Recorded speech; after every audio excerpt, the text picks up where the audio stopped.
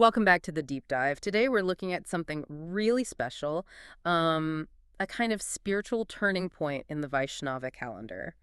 We're going deep into Devotthani Ekadasi.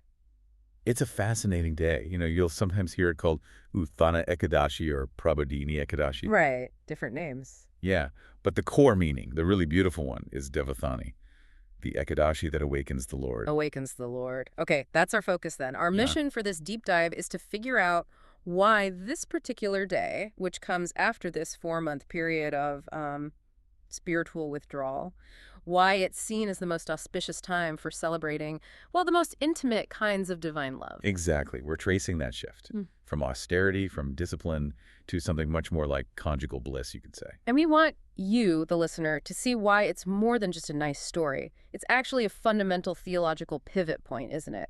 It really is. Mhm. It's described as the moment the whole spiritual energy of the universe sort of shifts gear. It moves from this state of inward focus, disciplined restraint, to something dynamic, joyful, outward-looking, celebration-loving service. The change in mood is, well, it's pretty radical. It demands explanation. So to really get Devotthani, we probably need to start at the beginning, right, with the origin of Ekadashi itself. Good idea.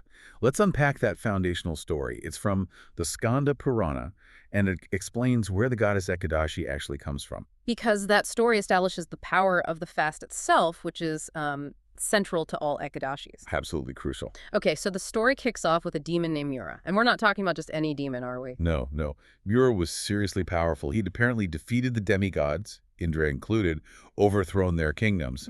He was causing terror across all the realms. Well, basically brought celestial government to a halt. So naturally, the demigods appeal to Lord Vishnu. Right, and Vishnu takes on Mura.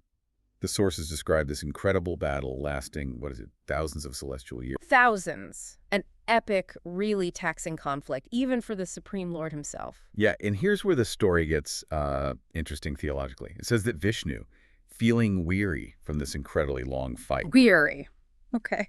he decides to rest. He goes to a cave in a place called Badarikashrama, closes the doors, and falls into a deep sleep. Which, of course, prompts the question, if he's the Supreme Lord, all-powerful, how can he be weary or asleep when a threat is near? Exactly. Mira, being arrogant, follows him right into the cave.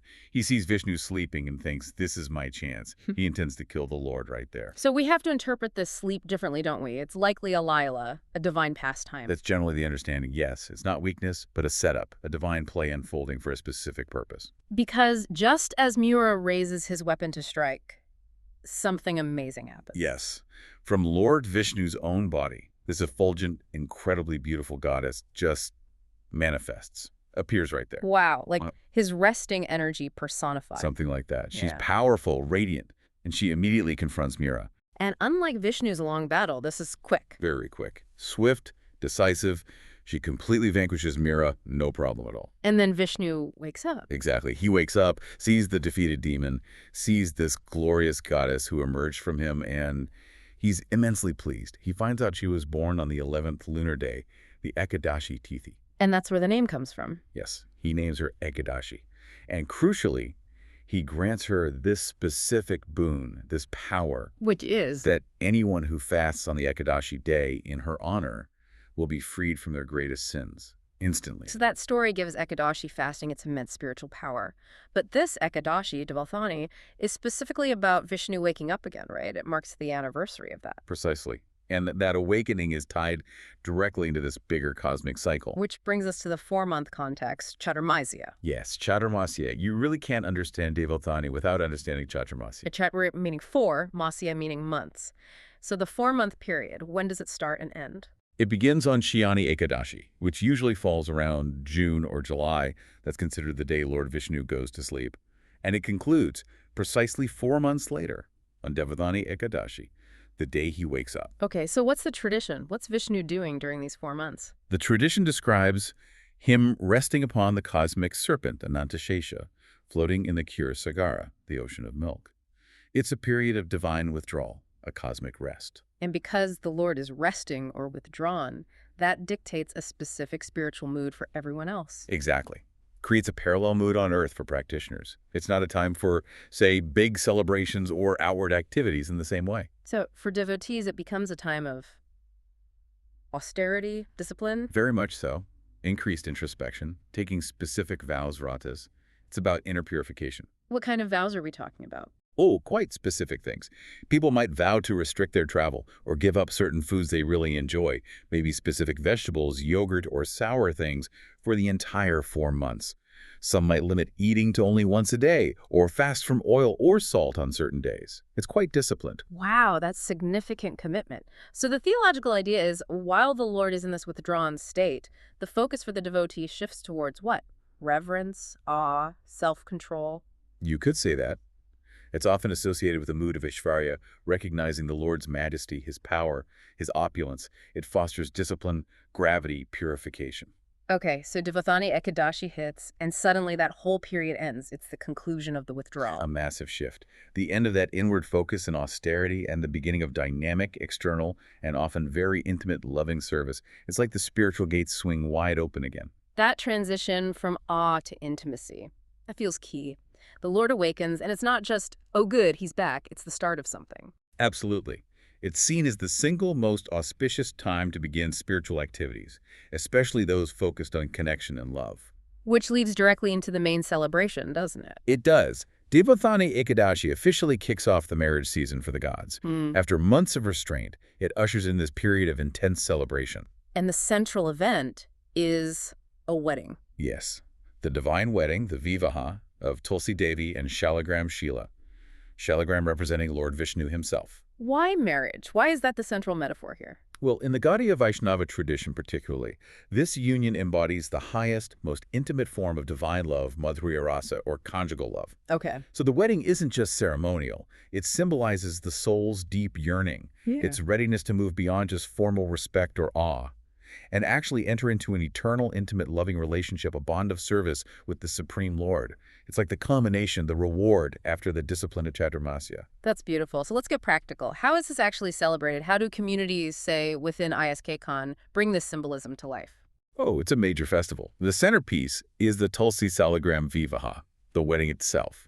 And it's treated with all the seriousness and joy of a real traditional wedding, but on a grand scale. So you'll actually see the temple deities dressed up. Absolutely. Dressed lavishly like a bride and groom. A special mandap, a wedding canopy or altar, is often built just for the ceremony. What other wedding elements do you see? You'll often have a procession, maybe devotees carrying sugarcane stalks, which are significant because they're often restricted during Chaturmasya. Mango leaves, fruits, symbols of the abundance that's now available again. There are sacred vows recited, mantras chanted. Devotees shower the divine couple with flowers, maybe even grains, which is really significant because grains are normally completely forbidden on Ekadashi fast days. Ah, so offering grains here is part of the celebration, marking the end of that restriction. Exactly. Gifts are offered. The whole atmosphere is just pure joy, celebration, relief after the austerity. And the fasting aspect. People still observe the Ekadashi fast strictly on this day. Oh, yes.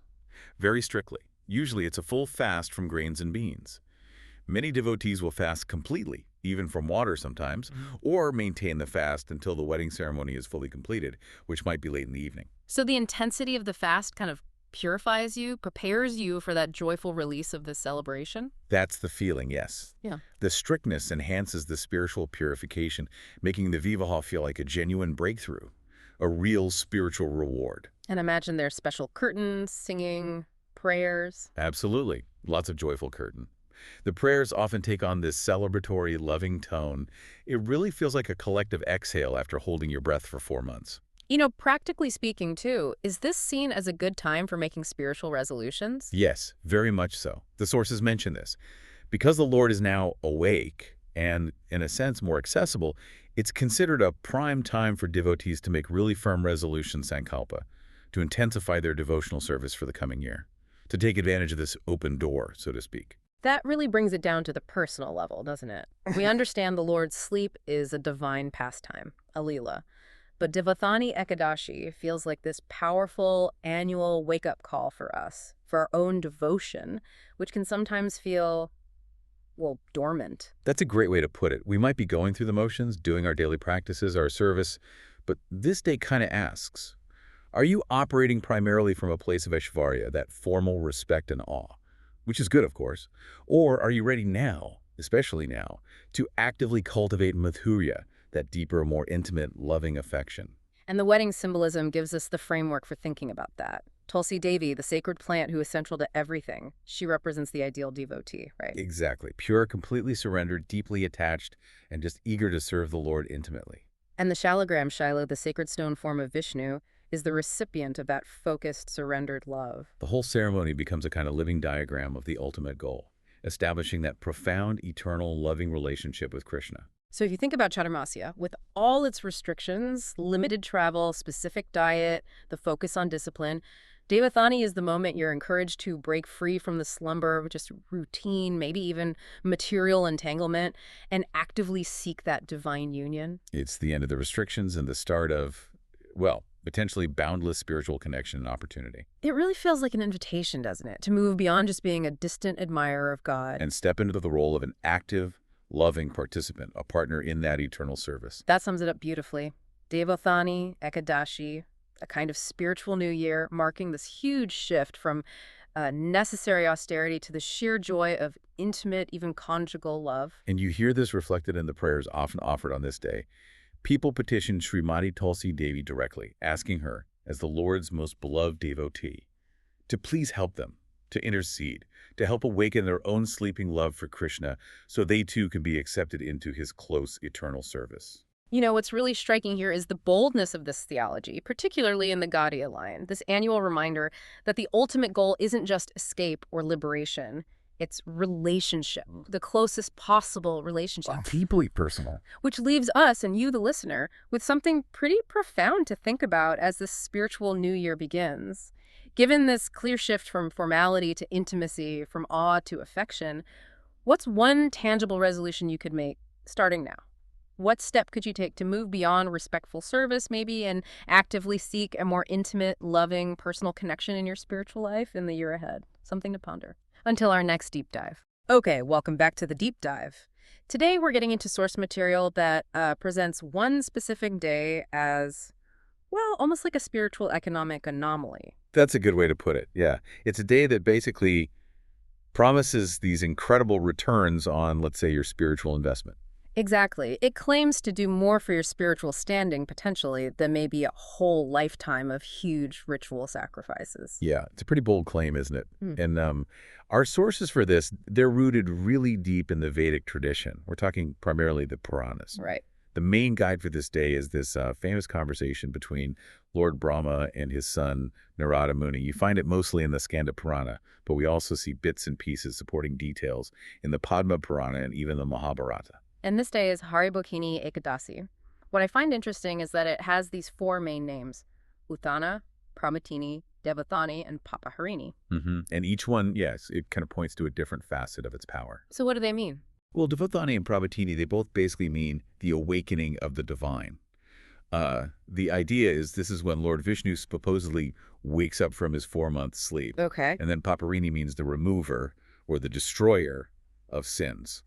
So the central claim here, and really the mission for us in this deep dive, is to figure out why the sources insist that observing this single day properly grants such huge merit, wipes out massive amounts of sin, and, acts almost like a fast track to liberation. It does sound, well, fantastic. How can just 24 hours possibly replace or even surpass all these other religious practices? The sources seem to spend a lot of time trying to measure this unmeasurable benefit. We really do.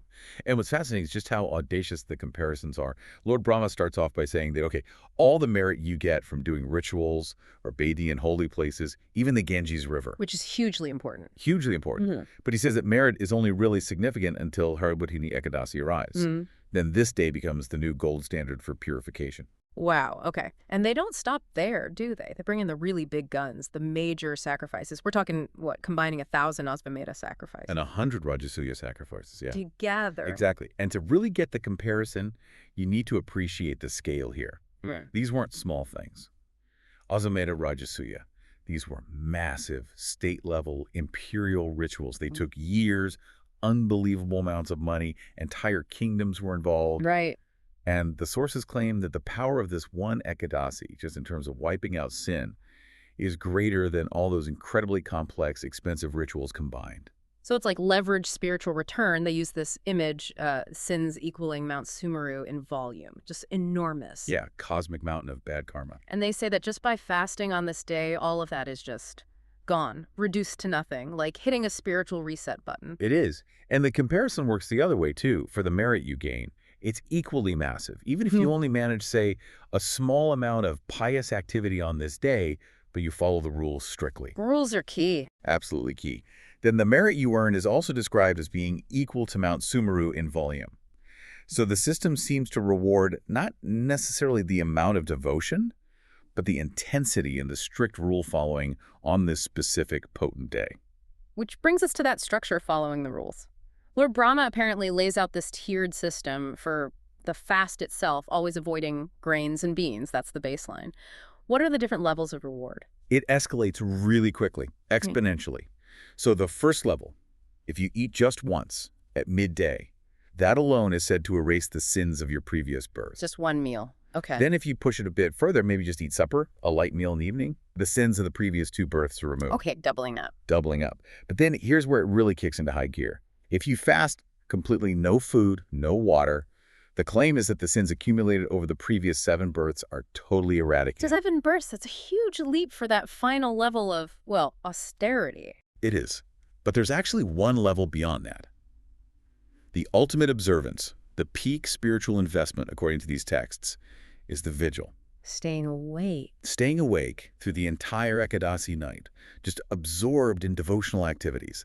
And the promise attached to that wakefulness is, well, it's breathtaking. What's the analogy they use? I remember reading something striking. Yeah, the source says that the sins built up over 1,000 previous births are burned to ashes. Just like, quote, a mountain of cotton can be burned to ashes if one lights a small fire in it. Wow. That tiny, sustained fire of being awake and devoted on this one night, that's what does it. And it doesn't just affect you, right? There's this idea that it impacts your ancestors, too. Exactly. The text claims that forefathers who might be suffering in hell can actually attain spiritual bodies and go happily to Vishnu's abode just because their descendant, down the line, observed this fast properly and stayed awake all night. That raises a big question. I mean, is there any sin so bad that this day can't erase it? The text actually addresses that directly. It claims that even the heinous sin of killing a brahmana, which in the Vedic system is pretty much the worst thing you can do, even that gets removed by this intense observance, the fasting, and the vigil, the power is presented as almost absolute. Okay, so the motivation is clear, immense spiritual gain, liberation, but the path involves very specific actions.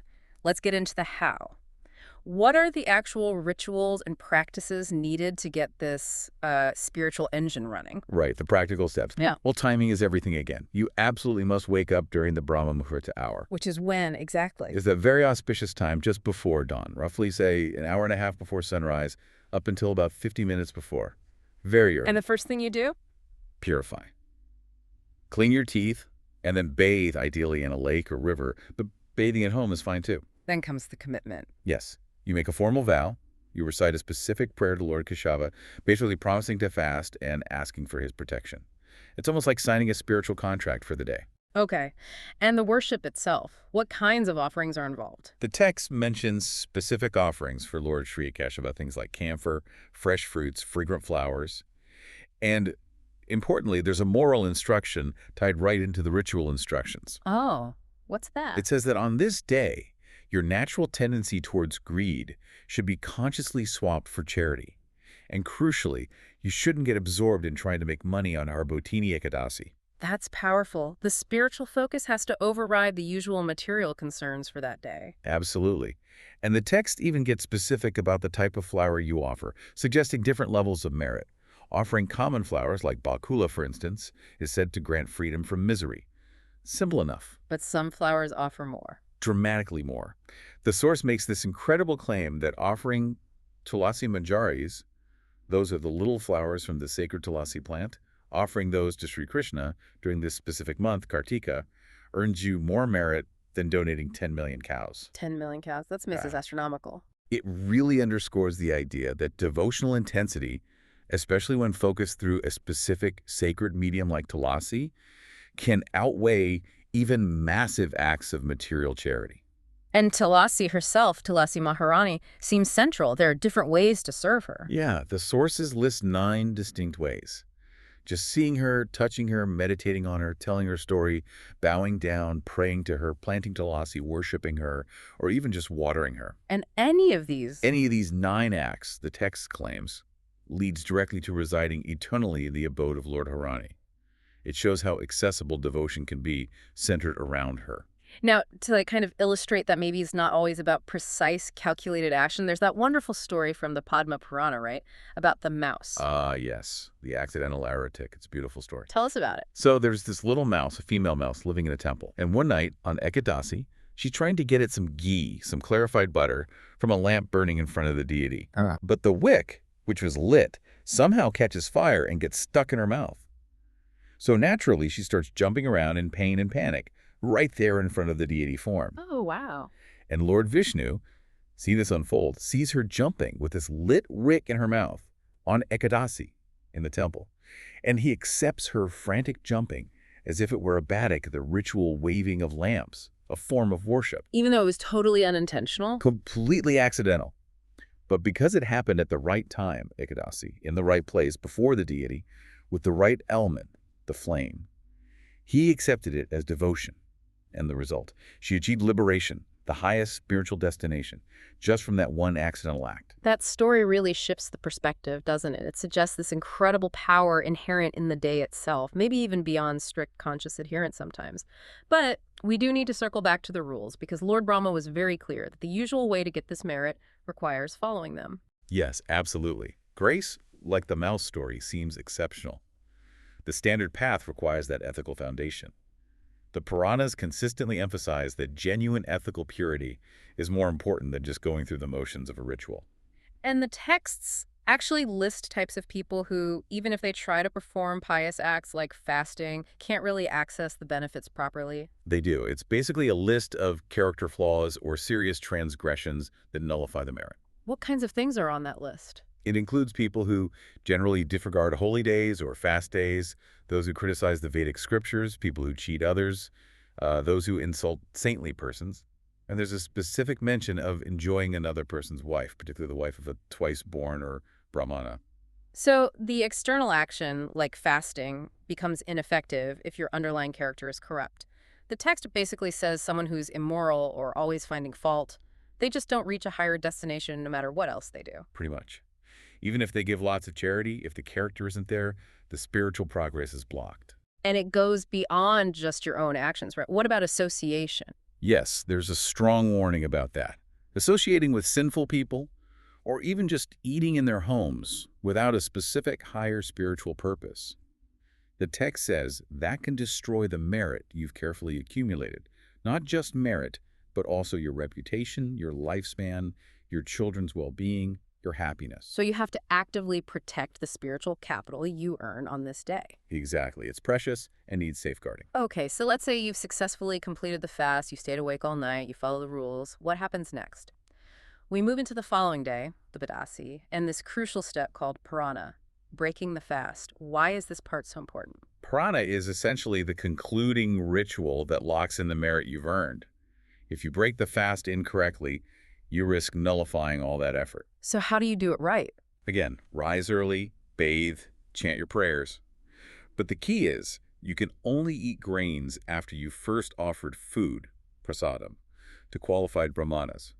And critically, you need their explicit permission before you eat those grains yourself. It's like getting the final sign-off. It formalizes everything. And there's also emphasis on honoring your spiritual guide. Yes, honoring the spiritual master is highlighted, providing them with really nice food, cloth, gold, maybe cows, depending on your capacity. It's about showing gratitude and respect. And there's one more layer here.